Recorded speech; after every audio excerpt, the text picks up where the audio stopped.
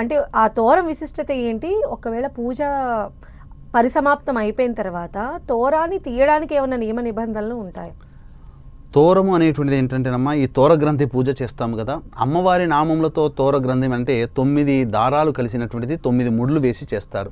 ముఖ్యంగా ఆ ప్రతి ఒక్క ముడికి కూడాను 9 పుష్పాలు పెట్టవచ్చు, లేదా ఒక ప్రధానమైనటువంటి పుష్పానికి ముడికి 5వ ముడికి పుష్పాన్ని పెట్టి మిగతా ఇటువైపు 4 అటువైపు 4 ముళ్ళు వేస్తే సరిపోతుంది.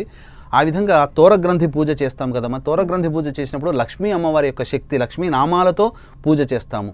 చేసినప్పుడు ఆ లక్ష్మీ అమ్మవారి శక్తి అందులో నిక్షిప్తం అవుతుంది. కాబట్టి ఒక తోరము వచ్చినటువంటి ఆ యొక్క పూజ చేసుకున్నటువంటి అమ్మవారికి నివేదన చేసి ఆ యొక్క పూజ చేసుకునే మహిళ తోరం కట్టుకుంటుంది.